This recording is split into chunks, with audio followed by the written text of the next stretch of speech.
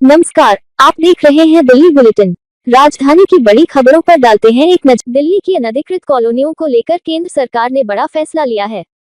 वर्षों से अपने घर में रहकर भी मालिकाना हक से वंचित रहने की जो पीड़ा थी, उसे अब खत्म करने की दिशा में बड़ा कदम उठाया गया है। 2019 में लागू प्रधानमंत्री उदय योजना को अब और सरल बनाते हुए एज इज वेयर इज आधार पर नियमितीकरण का रास्ता साफ किया गया है। 1731 में से 1511 कॉलोनियों को नियमित किया जाएगा, जिससे करीब 45-50 लाख लोगों को राहत मिलेगी।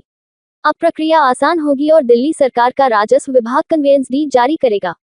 24 अप्रैल से आवेदन शुरू होंगे। 7 दिन में जीआईएस सर्वे, 15 दिन में आपत्तियों का निपटारा और 45 दिन में डीड देने की समय सीमा तय है।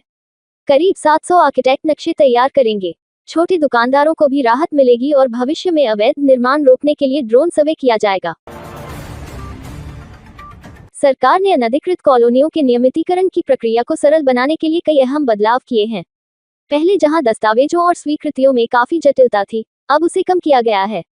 22 बड़ी बाधाओं को हटाकर आवेदन प्रक्रिया को आसान बनाया गया है, जिससे लोगों को कम समय में कन्वेयंस डीड मिल सकेगी और उन्हें अपने मकान का कानूनी अधिकार जल्द मिलेगा। केंद्र सरकार ने दिल्ली के शहरी विकास को नई दिशा देते हुए transit oriented development (TOD) policy 2026 को हरी झंडी दे दी है। केंद्रीय मंत्री मनोहर लाल ने घोषणा की है कि अब मेट्रो और आरआरटीएस कॉरिडोर के 500 मीटर के दायरे में हाई डेंसिटी और मिक्स यूज डेवलपमेंट को बढ़ावा दिया जाएगा। इससे दिल्ली के करीब 207 वर्ग किलोमीटर क्षेत्र में किफायती आवास का रास्ता साफ हो गया है। दिल्ली को स्वच्छ और आधुनिक राजधानी बनाने के लक्ष्य के साथ मुख्यमंत्री ने कचरा प्रबंधन और सफाई व्यवस्था को लेकर सख्त रुख अपनाया है। मंगलवार को दिल्ली सचिवालय में आयोजित उच्च स्तरीय समीक्षा बैठक में मुख्यमंत्री ने दिल्ली नगर निगम (MCD) के अधिकारियों को स्पष्ट निर्देश दिए कि अब स्वच्छता के मामले में किसी भी तरह की लापरवाही बर्दाश्त नहीं की जाएगी और जमीनी स्तर पर ठोस परिणाम दिखने चाहिए। शहर में LPG और कमर्शियल गैस की कमी का असर अब शादियों और बड़े समारोहों पर भी दिखाई देने लगा है। गैस की अनियमित आपूर्ति के कारण लोगों को शादी ब्याह के कार्यक्रमों में खाने के मेन्यू में कटौती करनी पड़ रही है। कैटरिंग कारोबार से जुड़े लोगों का कहना है कि पहले जहां शादी में 20 से 25 तरह के व्यंजन तैयार किए जाते थे, वहीं अब लोग खर्च और गैस की कमी को देखते हुए 30 से 40% तक आइटम कम कर रहे हैं। ढाबे, रेस्टोरेंट, फास्ट फूड और चाय की दुकान चलाने वाले दुकानदार गैस न मिलने से परेशान हैं। उनका कहना है कि पिछले करीब 5 दिनों से उन्हें कमर्शियल गैस सिलेंडर नहीं मिल पाया है। ऐसे में दुकान बंद न करनी पड़े, इसलिए कई दुकानदार मजबूरी में अपने घरों से घरेलू सिलेंडर लाकर काम चला रहे हैं। कोरोना में लगे लॉकडाउन के बाद एक बार फिर LPG संकट से जूझ रहे लोग पलायन को मजबूर। सिलेंडर न मिलने से परेशान मजदूर अब अपने गांव को लौट रहे हैं। मजदूरों से हुई बातचीत में उन्होंने अपना दर्द बयां करते हुए बताया कि इतने महंगे सिलेंडर ले पाना उनके बस की बात नहीं है। वह किराए के मकान में रहते हैं और अगर LPG ना मिलने पर कोई और ईंधन इस्तेमाल करना चाहो तो मकान मालिक करने नहीं देते हैं। कहते हैं कि उनका घर काला हो जाएगा। इस तरह से तमाम मजदूर ने अपनी पीड़ा व्यक्त की।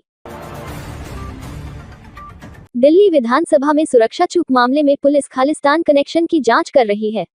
आरोपी के सोशल मीडिया प्रोफाइल खंगाले जा रहे हैं और 2 अन्य संदिग्धों से पूछताछ जारी है। आरोपी 3 अप्रैल को पीलीभीत से दिल्ली आया था। पुलिस तकनीकी साक्ष्यों के आधार पर पूरे नेटवर्क का पता लगाने में जुटी है।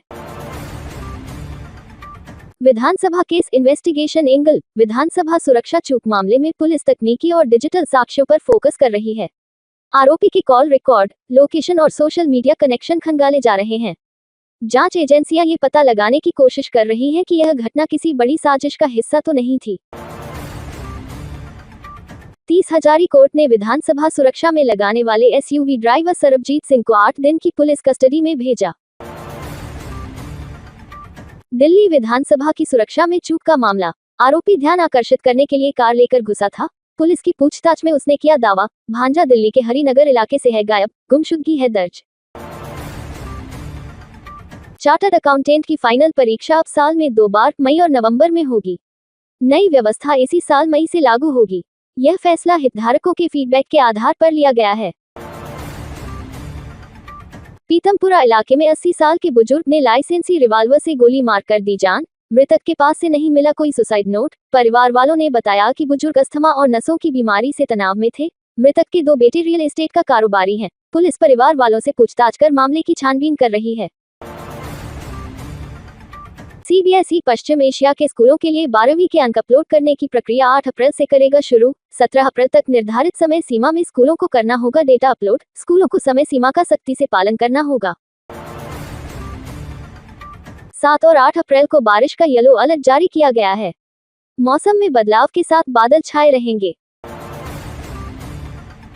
दिल्ली में AQI 115 दर्ज किया गया, जो मध्यम श्रेणी में आता है। कुछ इलाकों में AQI 200 के पार भी पहुंचा। जानकारियाँ देखना चाहते हैं तो हमारे चैनल को लाइक करें, शेयर करें और सब्सक्राइब करना बिल्कुल न भूलें। साथ ही बेल आइकन जरूर दबाएं ताकि हर नई वीडियो की नोटिफिकेशन आपको सबसे पहले मिल सके।